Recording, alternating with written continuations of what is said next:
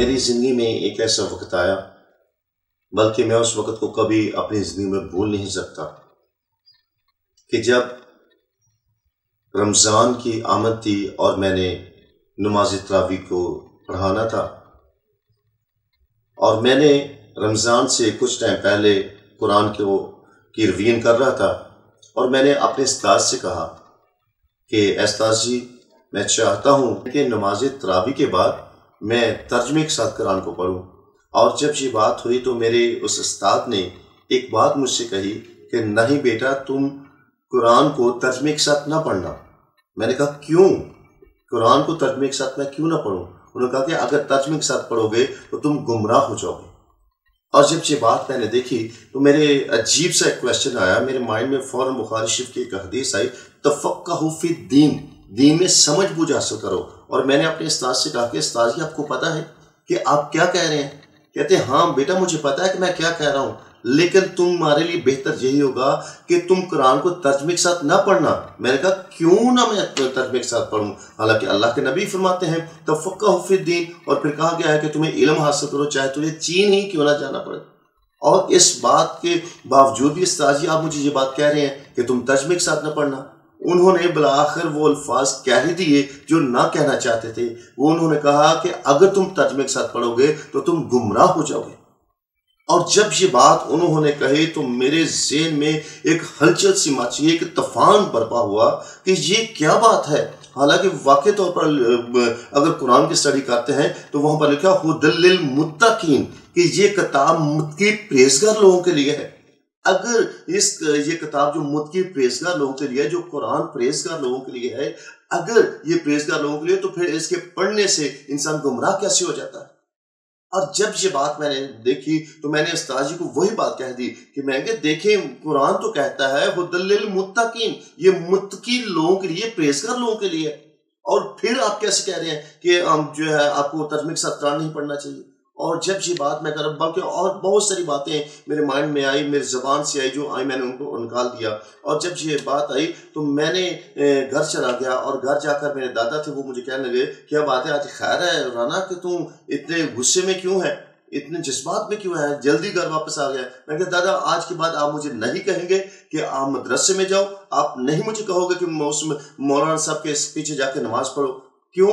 وہ کہیں گے کیا وجہ کیا ہے؟ میں نے کہا اس لیے کہ وہ کہتے ہیں اگر تم قرآن کو پڑھو گے تو تم گمراہ ہو جاؤ گے، ترجمے کے ساتھ اگر تم پڑھو گے۔ حالانکہ اللہ کے نبی تو فرماتے ہیں تفقہوا فی الدین، دین میں سمجھ بوجھ حاصل کرو۔ اگر دین میں ہم سمجھ بوجھ حاصل نہیں کریں گے، اگر ہم ترجمے کے ساتھ نہیں پڑھیں گے، تو ہمیں کیا پتہ چلے گا کہ دین اسلام ہے کیا چیز ہے؟ اور جب میں نے یہ بات کہی ہے تو مولانا صاحب نے کہہ دیا کہ تم اگر پڑھو گے تو گمراہ ہو جاؤ گے۔ یہ کیسی بات ہے؟ حالانکہ یہی کتاب کہا جاتا ہے کہ یہ تو متقی پرہیزگار اور نصیحت لوگوں کے لیے نصیحت ہمیش ہے، تو پھر یہ کیسی بات ہو گئی؟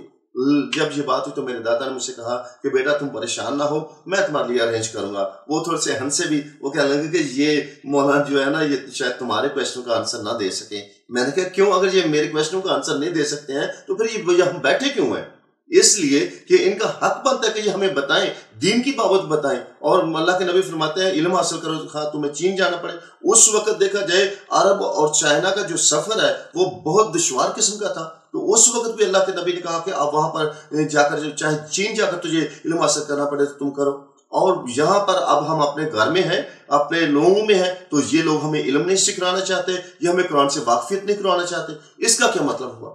اور جب یہ بات ہوئی تو میرے دادا نے کہا کہ آپ پریشان نہ ہوں، کہ میں آپ کو ارینج کر دوں گا۔ اور میرے دادا نے ایسا کیا کہ ایک میرے لیے استاد کو رکھا تاکہ وہ مجھے ٹیچ کرے۔ اور جب فرسٹ ڈے وہ آئے تو انہوں نے میرے ساتھ سورہ فاتحہ کو شیئر کیا، اور جب جانے لگے تو میں نے ان سے کہا کہ استاد جی ایک بات مجھ سے بتاتے جائیں۔ کہیں گے کیا؟ میں نے کہا کہ یہ ہمارا گھر ہے، اس کے باہر جو ہے میرے دادا کا نام لکھا ہوا ہے، اور سارے آنے جانے والے لوگ جانتے ہیں کہ یہ چودھری صاحب کا گھر ہے۔ اور جب اس بات کو پتہ چلتا ہے یہ ایک فلاں چودھری کا گھر ہے تو آلریڈی پتہ چلتا ہے، لیکن اگر باہر چودھری کا نام لکھا ہو اور اندر کوئی اور لوگ رہتے ہوں تو کیا ایسا ہو سکتا ہے؟ لوگ سچ مانیں گے؟ کہیں گے نہیں، ہرگز ایسا نہیں ہے۔ تو میں نے کہا پھر مجھے یہ تو بتائیں القرآن لفظ کے میننگز کیا ہیں؟ تو وہ جب یہ بات ہوئی تو تھوڑی دیر خاموش ہوئے، سر نیچے کیا، تو بعد میں کہتے ہیں کہ یہ اس کا مطلب ہے ہدایت والی کتاب۔ میں نے کہا نہیں استاد جی، آپ کو پتا ہے کہ میں بھی ایک قرآن کا حافظ ہوں اور میں ایک علماء کے گھرانے سے تعلق رکھتا ہوں، اور میں اتنا بھی نہیں ہوں کہ جو مجھے اس چیز کا پتہ نہ ہو۔ میں نے کہا کہ بعض یہ ہے القرآن لفظ جو ہے وہ صیغہ جمع میں آ جاتا ہے، اور القرآن لفظ جو ہے اقرا سے نکلا ہے، اور اقرا صیغہ واحد ہے، اور جس کا مطلب ہے پڑھنا، اقرا پڑھنا، اور القرآن لفظ جو ہے وہ صیغہ جمع بن جاتا ہے، اور جب صیغہ جمع کے بارے میں ترجمہ کیا جائے تو وہاں پر لکھا ہوا ہے بار بار پڑھے جانے والی کتاب۔ اور جب ہم اس بات کو دیکھتے ہیں تو میں نے کہا کہ ساجی اس کا مطلب ہے بار بار پڑھے جانے والی کتاب۔ تو وہ ہنسکار کہتے ہیں اچھا ٹھیک ہے، اور جاتے ہوئے میرے دادا جی کو کہتے ہیں کہ چودھری صاحب جو پڑھا ہے اس کو ہم پڑھا نہیں سکتے۔ یعنی کیا مطلب؟ یعنی کہ اپنے پوتے سے پوچھ لیں۔ جب وہ چلے گئے تو دادا جی میرے پاس ہے، وہ مجھے کہتے ہیں رانا کیا بات ہے، اس کو بگا دیا ہے۔ میں دادا جی میں نے تو کچھ نہیں کہا، میں تو صرف ان سے پوچھا تھا کہ القرآن لفظ کا مطلب کیا ہے، اور انہوں نے مجھے اس چیز کا نہیں بتایا کہ میں کیا کروں، اور میں نے ان کو بتایا کہ القرآن لفظ کا مطلب بار بار پڑھنا۔ تو وہ پھر ہنسنا شروع ہو گئے، وہ کہتے ہیں کہ لگتا ہے یہ تمام علماء جو ہے نا یہ تمہارے سوالوں کا جواب نہیں دے پائیں گے۔ تو میں نے کہا دادا پھر یہ بات یاد رکھیں کہ مجھے اس قرآن کو جاننا ہے، مجھے دین اسلام کو جاننا ہے، اور جب تک میں نہیں جانوں گا مجھے سکون نہیں آئے گا۔ اور یہی بات ہوئی کہ جب ایسی بات ہوئی تو میں نے نماز تراویح پڑھانے کی بجائے میں نے اعتکاف بیٹھنا منظور کیا، اس لیے کہ میں قرآن کو ترجمے کے ساتھ پڑھوں گا اور مجھے پتہ چلے گا کہ قرآن میں ایسی کون سی بات ہے جو انسان کو گمراہ کر دیتی ہے۔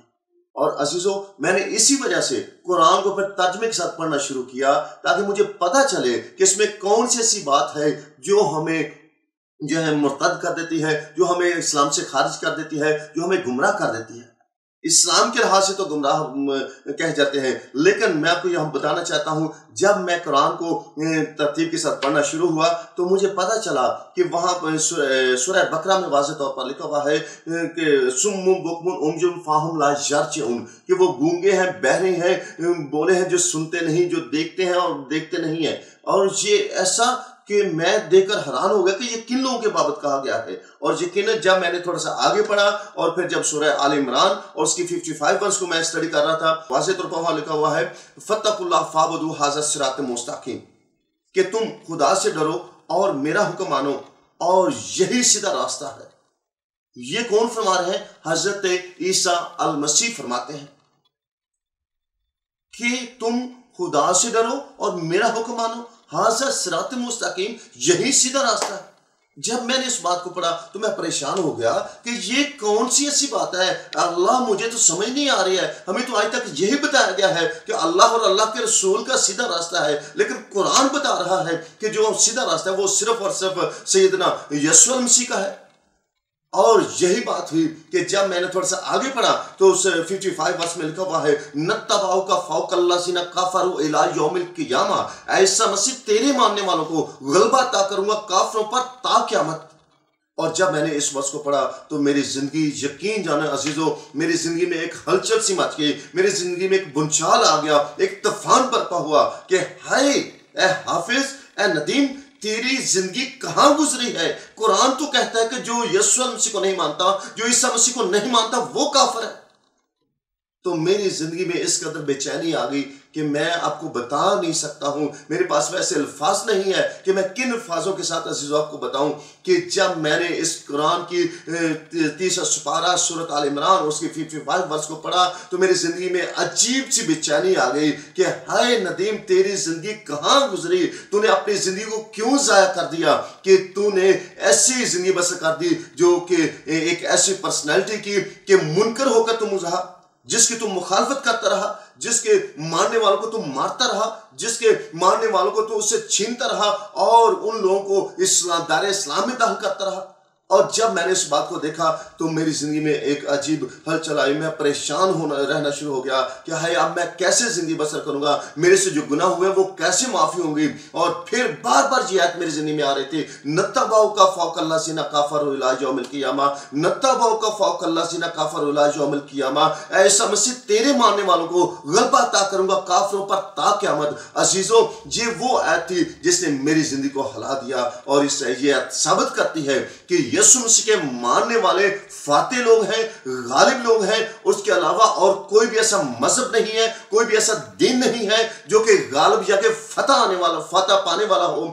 فتح پانے والا صرف ایک اور ایک ہی ہے کہ اگر ہم اس کی پیروی کریں گے تو ہم فاتح لوگ بنیں گے، کیونکہ وہ خود بھی فاتح ہے. اور اس لیے کہ جب میں نے اس بات کو، اس کی فتح یابی کے نعرے کو، نرسنگے کو سنا، تو میں نے اس بات سے اپنے آپ کو روک نہ سکا کہ اب میں اس کی پیروی کرنے سے نہیں رک پاؤں گا. اور یقیناً جب یہ میری زندگی میں بات آئی تو میں نے اپنی زندگی اس ذات اقدس کے سامنے جس کا نام یسوع المسیح ہے، ان کے سامنے میں نے اپنی زندگی کو سلنڈر کر دیا. اور میں نے اپنے گناہوں کی توبہ کی اور میں نے کہا کہ اب میرے سے یہ گوارا نہیں ہے کہ میں آپ سے جدا ہو کر رہ سکوں، کہ میں کافر بن کے رہ سکوں، بلکہ میں چاہتا ہوں کہ میری زندگی کی معافی ہو اور میں اپنی زندگی اے خداوند، اے عیسیٰ مسیح، اے یسوع مسیح آپ کے سامنے سلنڈر کرتا ہوں.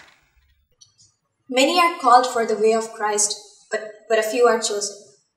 These chosen believers bid their loved ones, their luxuries, their comfort, and their whole lives for the love and peace they find in Jesus. His life has been full of trauma, and yet I see this powerful passion in him for saving as many souls as he can. It is only because now he knows how wrong he had been, and it is unbearable now to see billions of souls going down the road to hell. This is the love we should have for Christ. If we love him, we should love our neighbors.